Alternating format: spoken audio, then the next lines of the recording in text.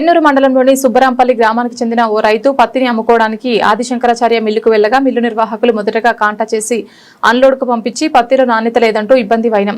6 కాలం కష్టపడి పండించిన పంటను అమ్ముకోవడానికి వచ్చిన అన్నదాతల పట్ల కనీస కనికరం చూడకుండా కాటన్ మిల్ నిర్వాహకులు వ్యవహరిస్తున్నారని ఆవేదన వ్యక్తం చేశారు. ధనార్జనే ధ్యేయంగా అన్నదాతల పట్ల మోసాలకు పాల్పడుతున్నారని రైతులు ఆరోపించారు. ఒక్కో రైతు నుండి 30 కిలోల నుండి 50 కిలోల మేర కోతలు విధిస్తున్నామని, ఇదేమని అడిగిన రైతుల పట్ల నిర్వాహకులు దురుసుగా ప్రవర్తిస్తున్నారని వారు పేర్కొన్నారు. మేము నిన్న 7ంటికి స్లాట్ బుక్ చేసుకోవడం జరిగింది. అది ఆదిశంకరాచార్యకు. ఈరోజు పొద్దున మేము 6ంటికే బండి తీసుకొచ్చి ఇక్కడ పెట్టడం జరిగింది. పెట్టిన తర్వాత 10ంటి వరకు సిపి రావడం జరిగింది. మ్యాచరు అదంతా చూసి ఓకే అని చెప్పడం జరిగింది. చెప్పిన తర్వాత బండి లోడింగ్కి పోవడం జరిగింది.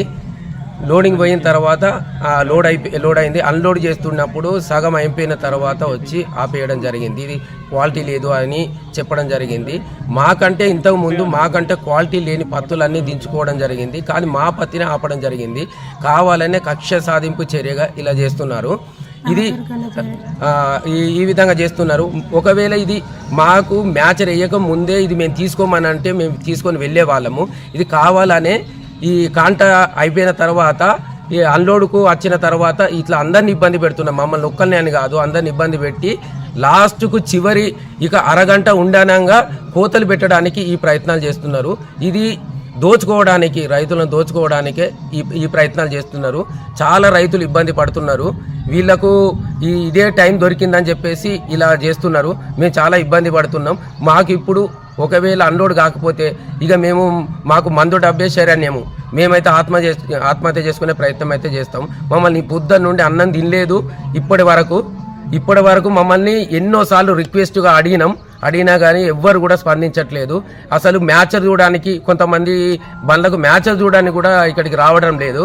వాళ్ళు కూడా రిక్వెస్ట్ చేసినా కానీ అటు ఇటు వెళ్తున్నారు తప్ప దాని మీద ఎలాంటి స్పందన లేదు. ఈ విధంగా అందరి రైతుల్ని ఇబ్బంది పెడుతున్నారు. దయచేసి అందరూ కలెక్టర్ గారు, మరి అదేవిధంగా మా నియోజకవర్గ మంత్రి గారైన వివేక్ గారు దీని మీద స్పందించి కరెక్ట్ నిర్ణయం తీసుకోవాలి. అందరిని ఇబ్బంది పెడుతున్నాడు.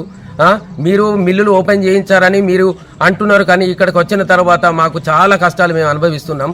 దయచేసి మాకైతే న్యాయం చేయాలని మేము కోరుకుంటున్నాం. ఈ మిల్లులు మమ్మల్ని ఎంత ఇబ్బందులు పెడుతున్నాయంటే అన్ని ఇబ్బందులు పెడుతున్నాయి.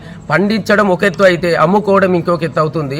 ఈ విధంగా మేము 6 కాలం కష్టపడి పండించిన పంటను అమ్ముకోలేని పరిస్థితి మాది.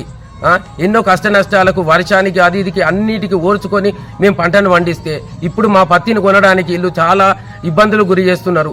దయచేసి మా యందు దయ తలచి మా కోరికలు తీర్చగలరని, మాకు న్యాయం చేయగలరని మేము కోరుకుంటున్నాం.